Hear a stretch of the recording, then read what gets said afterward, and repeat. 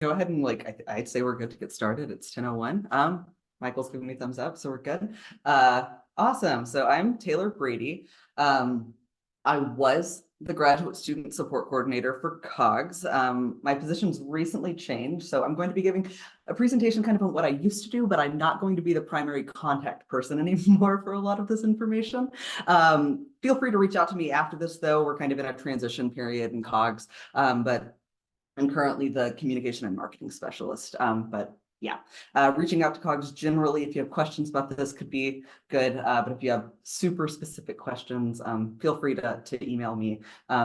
We can put my email in the chat and also the main COGS email. Cool. So today we're going to be talking about creating your study plan and checking your degree audit.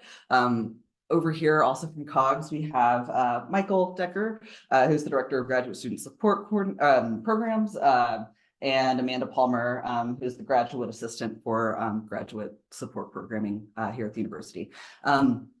If you've just hopped on Zoom, you maybe didn't hear Amanda. She's going to be recording this, and it should be going to the COGS Canvas page later. I think that's what we've done before. She's saying yes.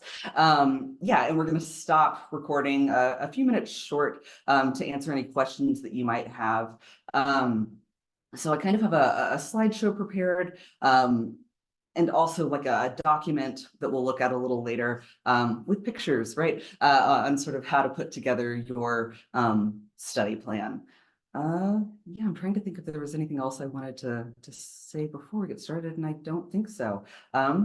Yeah, one more thing. If you're not a part of the COGS campus page, you can email Amanda or Michael, and they will get you added to that. It has a lot of wonderful information, past sort of like series that we've done. So yeah, reach out to them, and they will get you added to that. Super. So I should be sharing my screen and you can all see the how to create a study plan and check your degree audit. So we're going to jump right into it. So study plan, where to begin? We have some really good resources on the COGS website. They're a little buried. I know that we're kind of working on some website restructuring right now to kind of make these resources a little more accessible to you all. But on this research page, if you click student, it'll take you down here to study plan resources specifically. Right over here, we can see that we have like study plan and degree audit. This kind of explains what that is, how to create and enter a new study plan, how to enter transfer work on your study plan or transfer credit policy. All of this information is sort of listed here. Some of these are PDFs, some will take you to like the registrars page or COGS page for more information. Yeah, so I know that we're kind of in the process of making new sort of PDFs and guides specifically for creating and entering new work on your study plan. I have the new guide that I'll show you guys today. The old one is still linked here. Some of you might know that here in a few days, maybe like 2 weeks, we're transitioning out of VandalWeb into MyUI. So a lot of our old sort of information has VandalWeb listed, but you guys won't be going there anymore. It'll be MyUI. Yeah, so we'll get the new forms sort of up here for you later. So what I'm going to do now is just sort of talk about where to begin for creating your study plan. The most important thing I'd say that you kind of need to do before thinking about your study plan is having a major professor, right? A major professor is the person that you're going to be working with most closely in your department. You'll have a major professor if you're a non-thesis student, if you're a thesis student, if you're a PhD student, if you're a specialist, like ed specialist, like you will all have a major professor. So you're going to need to meet with that individual to sort of like identify the classes that will make up your study plan before you submit one. Our actual system, so within Degree Audit, if any of you have been in Degree Audit, sort of check it out before, see what it looks like. Degree Audit will like list your major professor at the top, but if you don't have a major professor listed with COGS, you will not be able to submit a study plan. It's going to auto reject. So the first thing that you're going to need to do is get a major professor sort of listed. We do have a major professor and committee appointment form, which hopefully some of you filled out.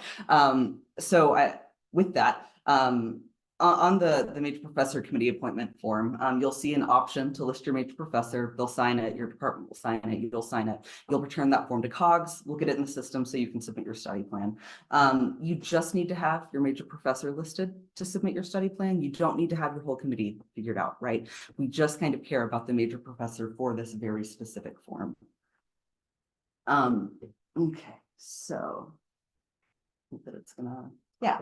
So this is the old guide that we have right here on kind of creating and submitting your study plan. As you can see, there are a lot of pictures. It's numbered. The new one looks much the same. It is several pages long. This is a super awesome resource to kind of really look at step by step when kind of thinking about submitting your study plan. We'll look more at the new one later, but like I said, yeah, it's going to be much the same as the old one. We also have a guide on entering transfer work onto your study plan. We don't have a new form for this one yet, but it's, again, going to be sort of like a step-by-step with pictures. How do I go about entering transfer work on my study plan?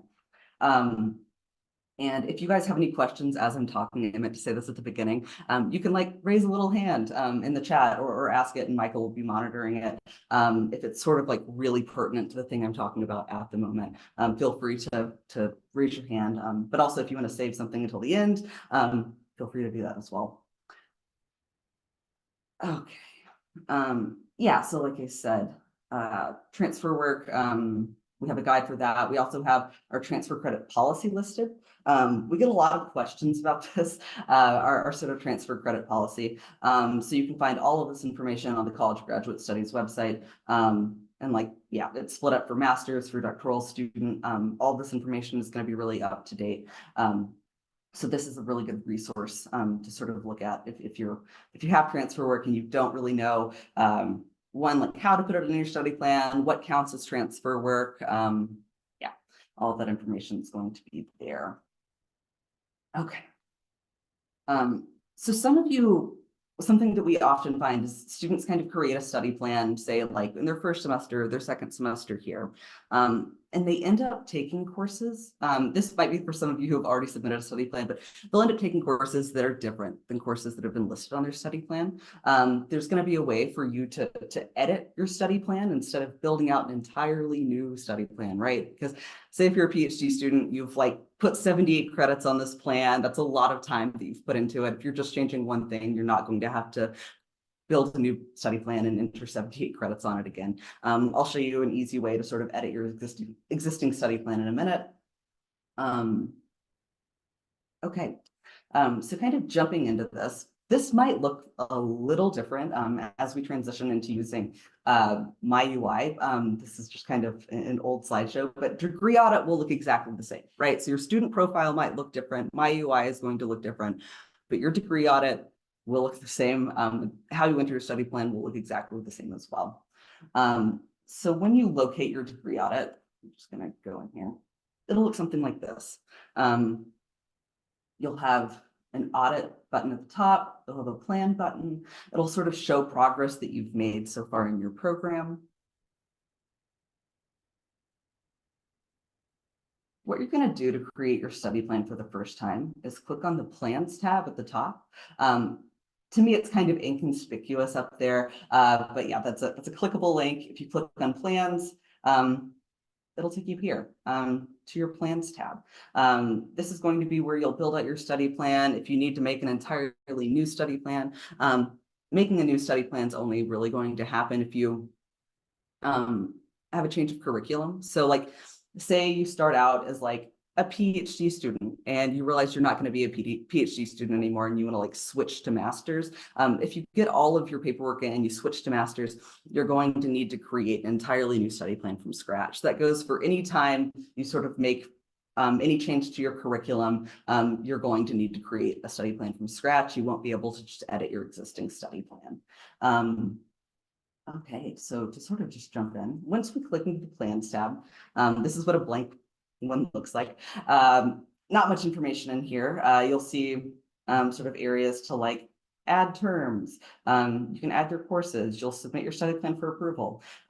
This is actually where I'm skipping very fast, but this is just to get to my guide, which is at the very end of it, which has all this information in a better way. So yeah, I'm just going to click here. This is the new guide that I was talking about. Like I said, super lengthy, a lot of pictures. But this will sort of explain exactly how to, yeah, create and submit your study plan. I've also included some information, like what might need to be on the study plan versus like what might not need to be on your study plan, right? So as we just saw, from the Plans tab in your degree audit, once you click on Plans, you'll be prompted to create a new plan if this is the first time that you're making a study plan. So when you click New Plan, this sort of page will populate where you'll be asked to either select a template or select a blank plan. I would say always select a blank plan. I don't really mess with templates. I would encourage you to also not, the blank one, it might be kind of scary making something entirely from scratch, but this is the simplest way that I've found to make a study plan, is just start with something completely blank. Once you do this, it'll ask you to select a start term. And this is kind of when you need to start thinking about how you want to list your study plan out. There are sort of two main ways to create a study plan. Well, 2/3, right? You can either start by semester. So when you start your study plan, you could say, okay, I started my grad program in like the fall of 2022.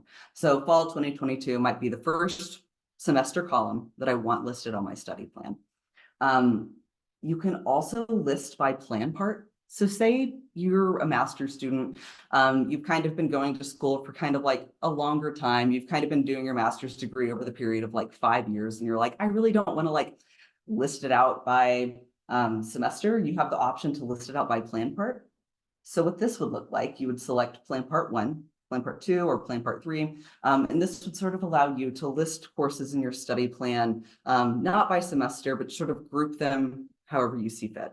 So if you break your study plan apart into semesters, in like the fall 2023 column, you would list all of the courses that you took for fall 2023. And then for like spring 2024, you'd list all of the courses that apply to your study plan that you took for that semester. If you're doing your study plan by plan part, you don't need to do that. You could just sort of say, okay, here are like all of the classes that I took with this kind of like the same sort of like type of course. Like here are all the special topics courses that I took. Here are all the direct study courses that I took. Here are like all of the courses, like the research courses that I took. And you could sort of list it out by plan part rather than by semester. You can also choose to do, and I think this is the best sort of thing, you can choose to kind of blend, right? You can list some things by semester and some things by plan part. I really recommend this if you have taken a lot of research credits. And what I mean by that, if you're like a PhD student and you've taken like 600, right? Like that's that dissertation, that doctoral research and sort of credits. Instead of listing those, like saying like, I took 5 credits of 600 one semester. I took 6 credits of 600 another semester, and listing those out by semester. If you know that you took, say, 45 credits total of 600, or you plan to take 45 total credits of 600 during your time here, in the plan part, you could just say, I took 45 credits of 600. That's going to be the easiest sort of thing to do, and the easiest way for like the study plan and degree audit to communicate with each other is if you put all of your research credits in a plan part by themselves and don't list them out by semester. It can cause issues sometimes, degree audit reading your study plan correctly if you list specifically 500, 599, 600 credits out by semester. We'd say it's just better to group those in a plan part at the end of your study plan. But sort of back to the beginning of creating your study plan, it's going to prompt you to like select a starting term. You can change this, it doesn't really matter. But before it'll let you get into like the meat of the study plan, it's just going to make you pick a way to sort of start building your plan out. So if I wanted to start building my study plan by plan part 1, I'd select that as my starting term, hit submit. It's going to want you to title, like add a description for this. I always find it's easy to kind of put the date in it, right? So that you kind of know when you were creating it. If you've been like messing around with other study plans and you know that this is the final one you want to do, you could say like master study plan, final, and list the date. It doesn't really matter what the date is, or not the date, but the description. Just note that everyone in the office will see it. So like whatever your description is, just like make sure that it's something that is helpful. It can even be like your name, study plan, because that's what we'll see on our end once you sort of submit it. So let's see. Yeah, this is what your study plan will sort of look like when you kind of start building it out. Where if you were to build it by semesters, you'd see like fall 2022. The next semester would be spring 2023. If you hit the little plus signs, it'll like prompt you to add courses into your study plan by semester. It doesn't really, I would say try to list the things.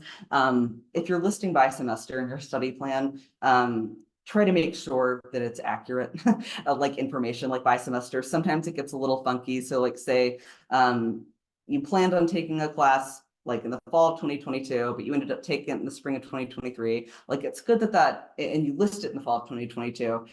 Your study plan might pick it up and read it, even though you took it in a different semester, but really make sure that if you're listing by semester that like you're listing the appropriate information in each column. So here's something that we get asked a lot.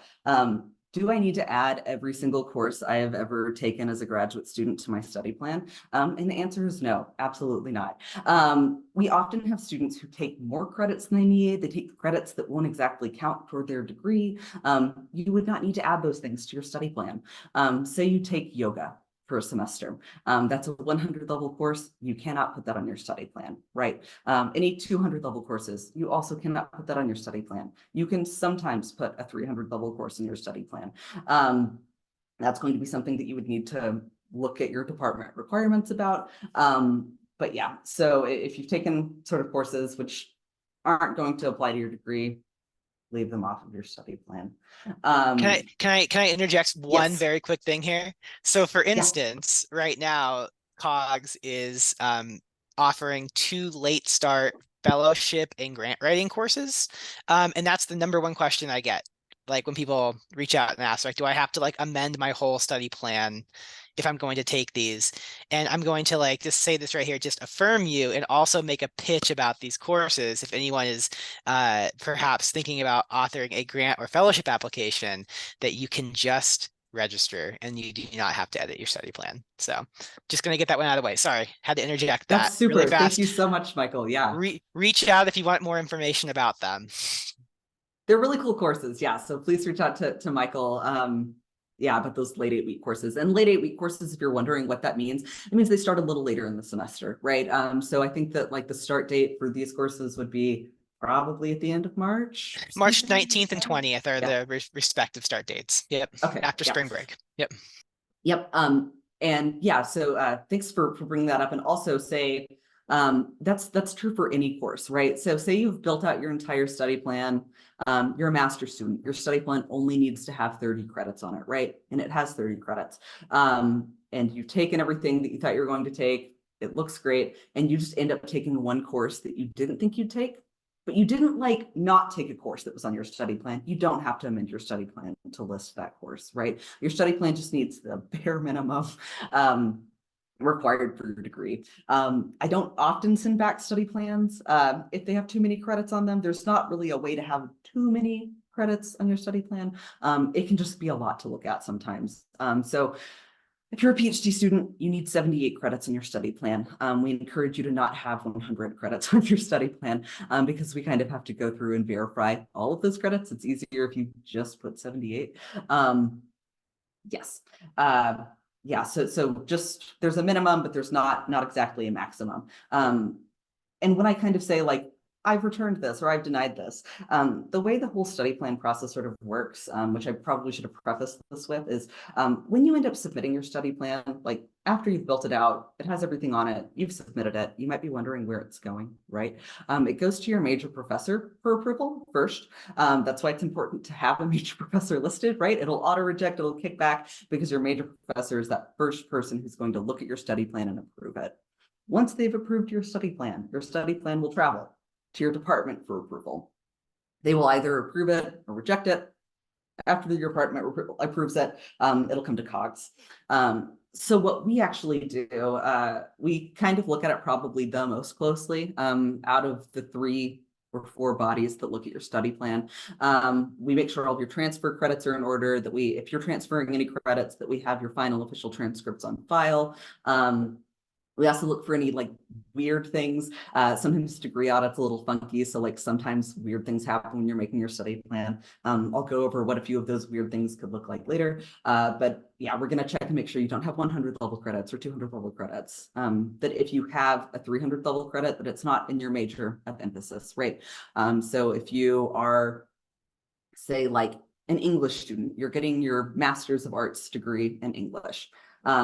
If you take a 300 level course, it cannot be in English. It's got to be in something outside of your department. So it could be in history, that would be just fine. And that's true for any department. If you're going to take a 300 level course, it can't be within that sort of major area. That's true of non-thesis, thesis, doctoral students, all of them. Yeah. Okay.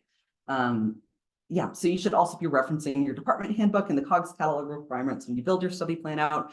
Another common reason that we reject study plans at the COGS level is that you might not have put enough 500 level credits on your study plan, right?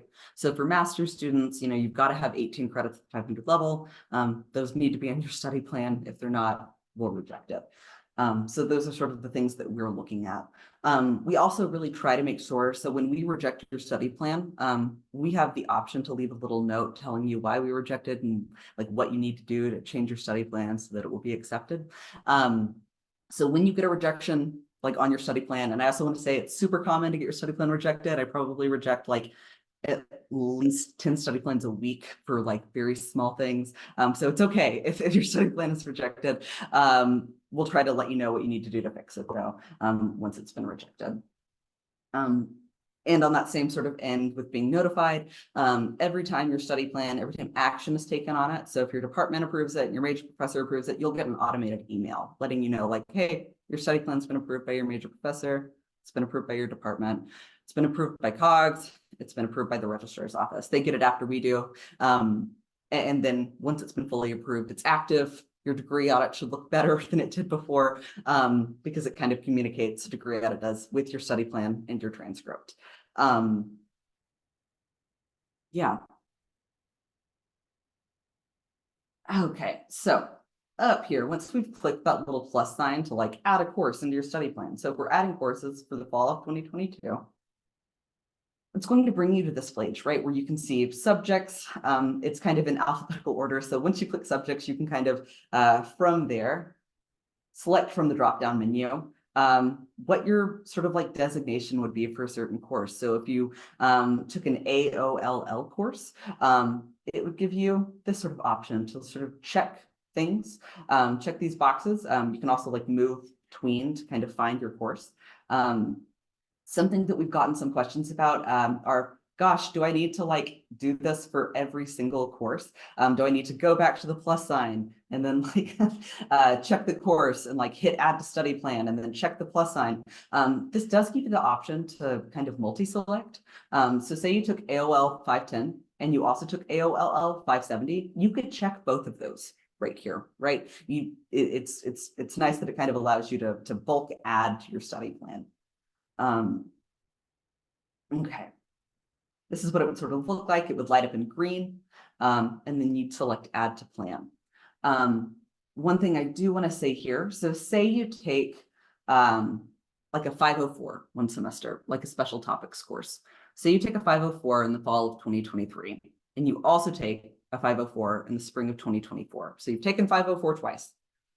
Each time you try to add 504 to your study plan, since it's the same course number, you're going to get a pop-up saying, you've already added 504 to your study plan. Are you sure that you want to add 504 to your study plan again? You'll just need to select yes. It'll say validation error. This is sort of a new thing that Degree Audit has been doing over the past year. But yeah, always select yes if you get a validation error. It's just the study plan sort of freaking out a little bit. So say if you don't exactly want to like do the plus mark thing, if you would rather stay in the body of the study plan, you can also add courses over like right next to the column area by sort of toggling over until you see the courses that you'd want to add. From here, you could also toggle to requirements. So we're in the main body of the study plan. You haven't clicked that plus sign. If you toggle over to requirements, you can actually drag and drop courses into semesters. I'd say that this is also a pretty easy thing to do. I'd say don't really use choice, non-course, or placeholder. That shows up a little weird. You're absolutely going to need to edit your study plan again later. If you use one of these things, we recommend strongly just using the course option. What'll happen here? So once you drag the course over to the appropriate semester, you'll see a pop-up which says new requirement. And here under course requirement, you can sort of type it, like start typing in the name and the number of your course. You'll see a little drop down. Maybe I don't have a picture of the drop down, that's fine. But yeah, so say you took like English 504 or English like 597. It would pop down here, you'd be able to add it, and then it would auto-populate credits right here, which you might not need to change, but yeah. Then you'd click save, and this would be in your study plan. Now on to one of the sort of big questions that we get. Some courses carry variable credits. You've probably seen this if you've registered for a 500 class, 504, 598, 599, 600. If you've ever registered for any of those classes, to take any of those classes, you've probably seen that on the registration page, it'll populate at 1, and you have to go in and change it to the actual number of credits you're taking for that course. Study plan is similar. And what we call these courses are variable credit courses, meaning that they can be taken for anywhere between 1 and 16 credits typically. So if you were to add a 500, a 504, a 598, a 599, or a 600 course in your study plan, these numbers right here, like 16 credits we're seeing for the top 4 and then 45, it's going to auto-populate in your study plan as being worth 16 credits, right? So you're going to need to make sure, say you've added like English 500 to your study plan, it's going to auto-populate 16 credits right there for requirements. So you're going to need to like actually, get rid of it, delete that, and put the number of credits that you're wanting to use of that course in your study plan. So just make sure that you're paying attention to these numbers when you enter your study plan. Like I said, also, like if you're like a biology student, you've taken biology 600, it's going to auto-populate at 45 credits in your study plan. And maybe you're like taking a total of like 36 credits of this in your study plan. So you're going to want to make sure that you're like sort of editing these things down and just sort of paying attention to the number of credits that it's listing the courses after you add them to the study plan. I'd say that's another major reason that we sort of reject study plans, is I often see a 504 come through and the student hasn't changed it from 16 credits to say like 4 credits or 3 credits. So we have to reject it and say like, hey, I'm not sure if you actually took this one course for 16 credits, like make an edit. To make an edit, you'll just click the 3 dots. So say you've entered English 500 in your study plan, it auto-populated at 16 credits, and you're like, I can't even use 16 credits of that. I haven't taken 16 credits of that. You'd click on the 3 dots at the top, and then you'd be able to edit the requirement by changing it to say 10 and save. Once you do that, it'll look right in your study plan. Hey, Taylor, before we Yep. move on from this, there's one question. I just want to ask it before we get too far away. Yeah. So question about, this is from Christine Cruz, question about adding info about previous course for grad 005. How much info do you want for each class? Just the class name and number, anything else? Yeah, so I guess with the grad 005 or so grad 005, right? We're sort of asking about transfer credits. Yeah. So for transfer credits, the information that we're going to want, let me see if I've included it here. I'm not totally sure that I have. Yeah, because we're rebuilding the transfer credit guide right now. The information we're going to want in the notes section.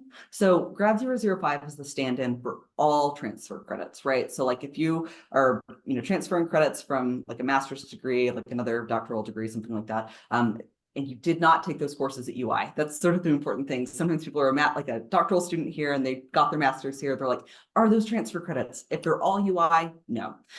If it's anything from out of UI, yes, they are transfer credits. For your transfer credits, so we're just going to use this sort of as an example, I guess. This would say grad 005 instead of, English, whatever.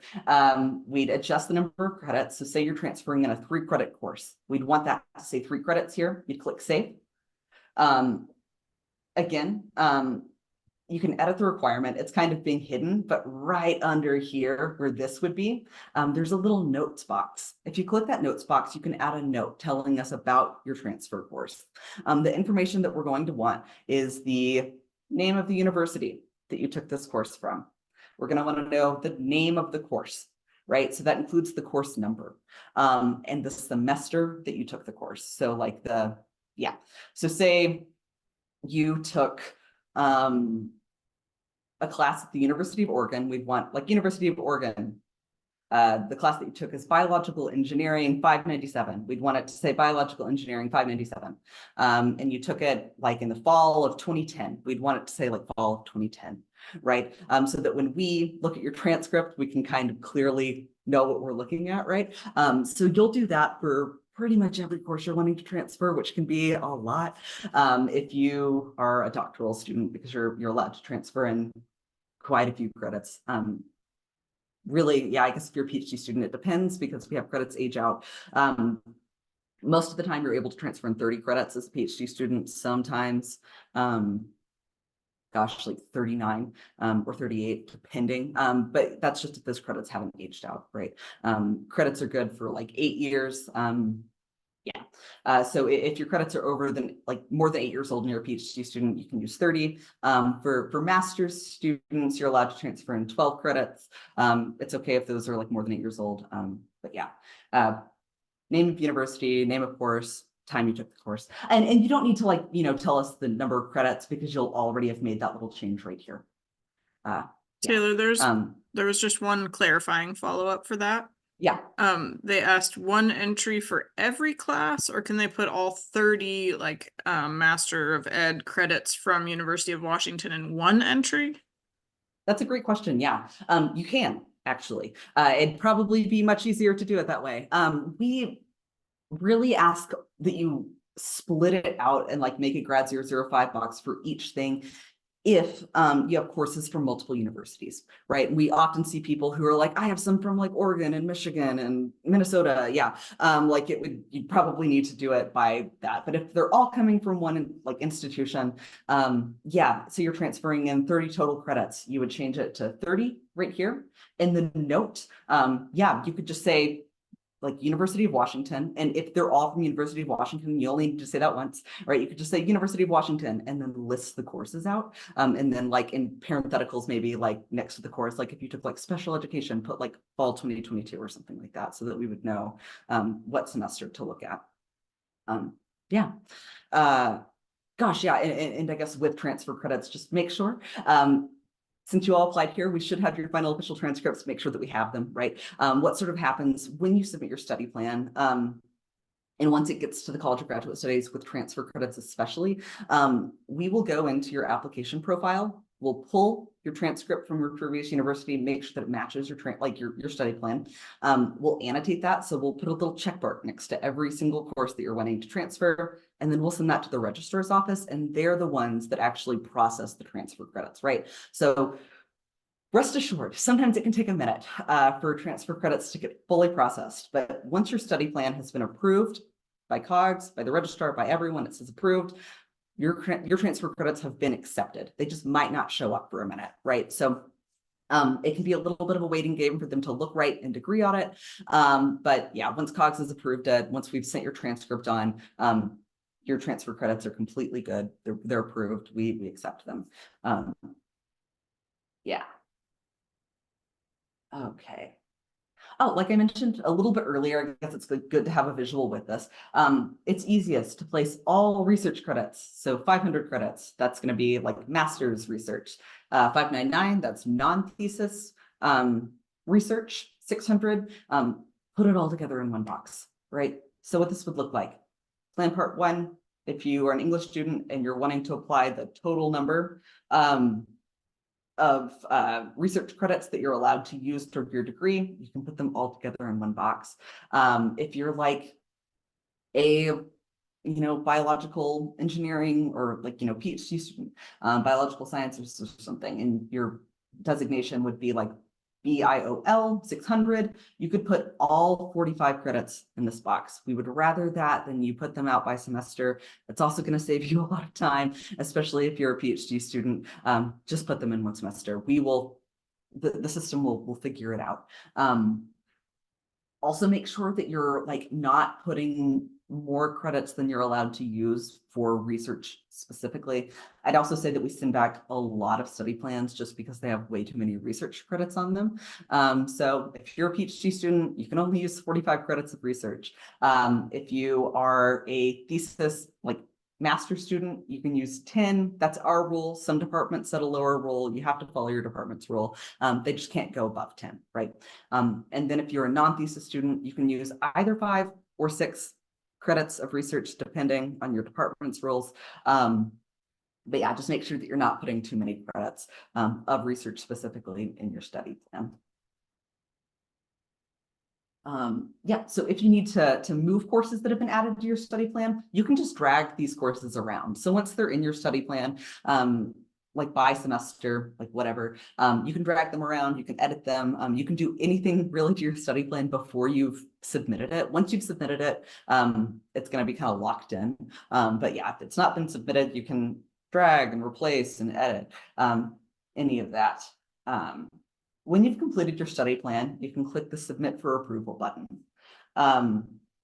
If you're not ready to submit your study plan, your plan automatically saves, right? So you can just come back whenever you're ready. You can like, a lot of people I've seen kind of like work on it for the period of like a few weeks, and then like they know that they're ready to submit it.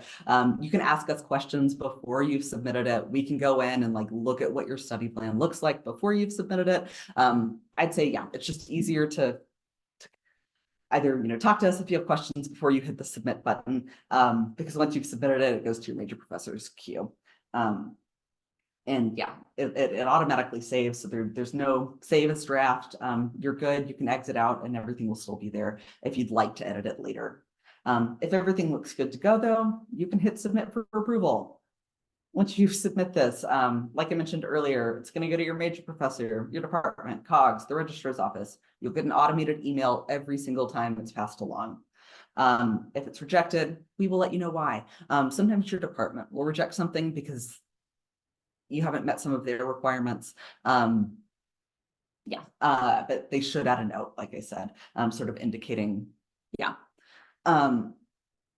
Another question we get often about study plans is like, hey, I submitted my study plan 4 months ago and it still says pending approval. Where is it? You can ask us, COGS, and we can look it up and see where it is in the system. Sometimes I'd say like most often things kind of get hung up at the department level. But yeah, we can let you know exactly where your study plan is in that queue of approval. Also, if it's been taking kind of a long time and it's stuck at COGS, that probably means it's because you have transfer credits and we just haven't gotten to your transfer credits yet. But yeah, typically I'd say like once you get that email saying like it's been approved by your department, it's on its way to COGS, it is often approved within a few days. Sometimes it'll take a little bit longer if you have transfer credits, but yeah, always feel free to reach out to COGS. We can tell you if your study plan is like still with your major professor, exactly where it's at. If you need to make adjustments to your study plan, so say your study plan's been fully approved, it's active, and you just need to make a few little edits to it. you typically don't need to create an entirely new study plan. You would only need to do that, like I said earlier, if you've changed your curriculum somehow. Like say you started out as like a history student and now you're like not that anymore. Like say you've like changed like or anthropology or something like that. You would need to have a change of your study plan, build an entirely new one out because there's been a change of curriculum. You don't need to go in and change everything though, if you're just making like a few edits and you haven't had a change of curriculum. This button I wish was a lot bigger. In Degree Audit, it's the Save as Copy button. It's just a link. So say you decided to like not take one class that you had in your study plan this semester and you're taking another class instead. You will need to update your study plan because Degree Audit will be looking for that class you didn't take and it'll say you haven't met the requirements, right? Because your requirements are directly tied to what you put on your study plan. Once you click the Save as Copy button, you will automatically be in a new editable study plan. So everything will look the same. You'll just be able to edit it. Once you've made all of the edits you need to make, so you clicked Save as Copy, you deleted the course you didn't take, you've added the course that you did take, you are going to need to resubmit your study plan, right? Like it won't just automatically take, you'll have to resubmit it. It'll have to go back through your major professor department, COGS, the registrar, everyone. Yeah, like it shouldn't take too long most of the time when you have to resubmit. Yeah, so just a few more things like broadly about your study plan or like why you have to do that at all, right? And like most students have to create a study plan. There are a few departments where you don't need to. Everything's sort of pre-built out in Degree Audit. But a good way to sort of look at this is like it being a contract between you and your major professor and the university, right? So this is just sort of like an agreement that like we've agreed that these are the classes that you're going to take. And if you take these classes and like make the grades that you will receive a degree at the end of it. So that's just kind of an easy way to think about what a study plan is and sort of why you need to complete one. That's all of the sort of just like information that I had about like what it might look like to do this. Like I said, with this new guide that we have, it'll be up on the COGS website under that resources page after March 4th. March 4th is the day that we're switching over to MyUI. So we're kind of working on updating all of our materials. As of right now, like if you're submitting your study plan before March 4th, I'm actually going to just, if we go over to COGS, go to students. So on the resources page, if you're submitting your study plan pretty, soon and you're still using VandalWeb, if you just go to create and enter new study plan, there will be a guide with pictures that shows you exactly how to do things. We're also working on updating our transfer credit one, but we have the older one up now and it is very helpful. It'll show you exactly how to enter transfer work into your study plan. I think down here, yeah, it'll show you how to add a note. So it'll show you the note button.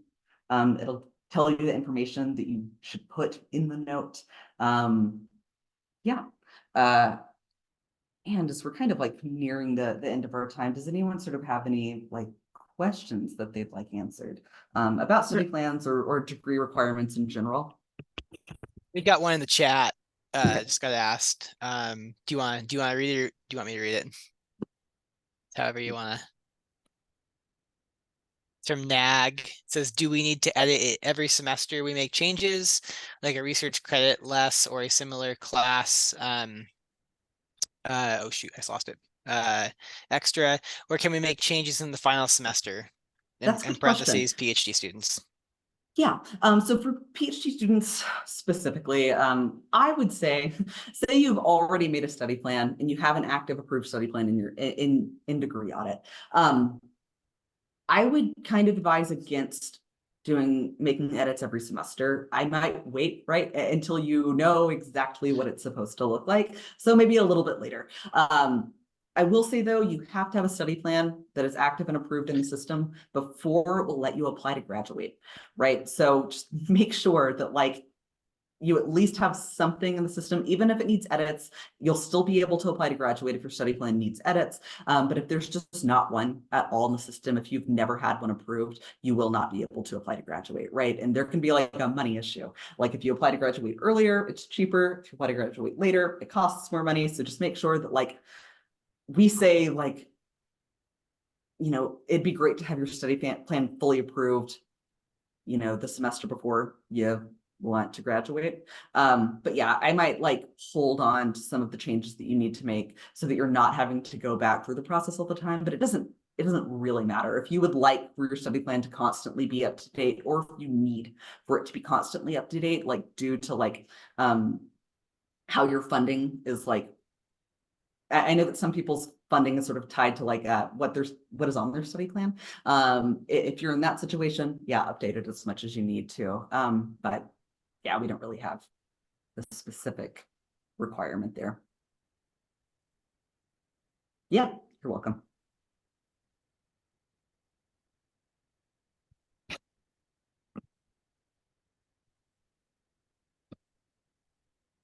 I'm also going to put my email in the chat if any of you have like specific questions about your study plans. Christine's got one. Christine Cruz has Yeah. one more about transfer credits. Yeah, go ahead.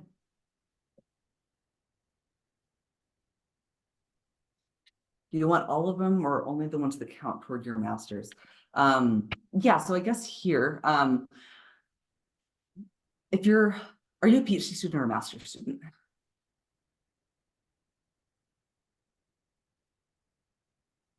Okay, a doctorate. Yeah, so we are going to want the ones you can transfer in everything, right? But oftentimes we see people do the minimum, right? So like if you have like 36 credits counted toward your like if your previous degree maybe had like 39 credits on it, you could like let us know about all 39, but we really just want to know the minimum that would be required for your degree.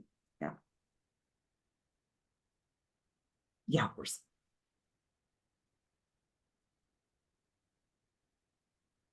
I just had one thought about the changing it and how frequently to change it. I'd say there's just a little bit of caution if you take something different and then it's not actually going to count. That could be a problem. So like if you just sort of go rogue and take a course that is not actually going to count towards your degree, then and then you're waiting for several different semesters before changing it to get it approved.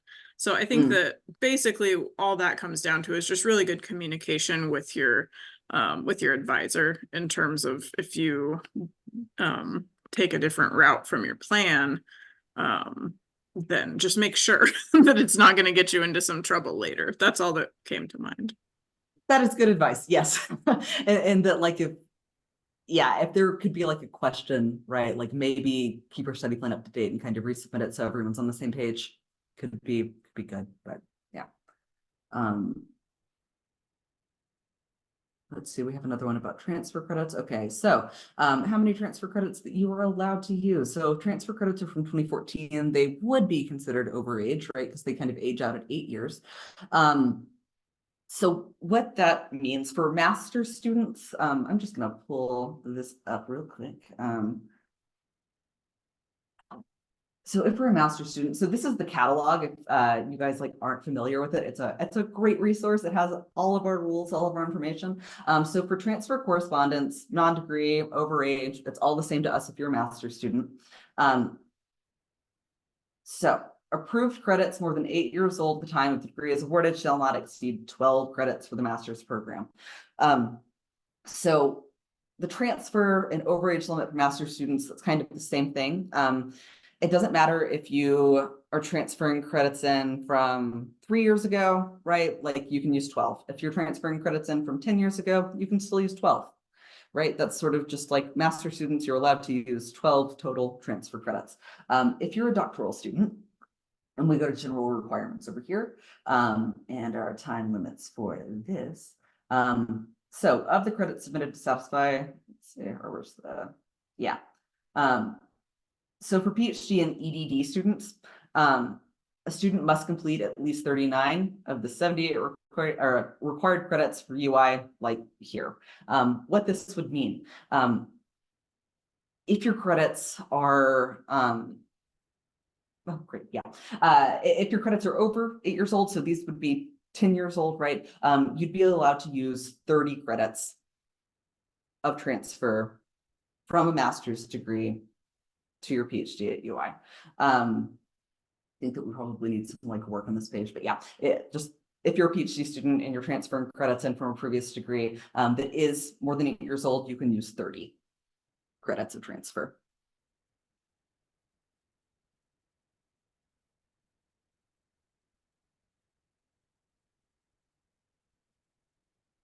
Yeah, that's sort of said here, maximum of 30, maybe more, over 8 years old.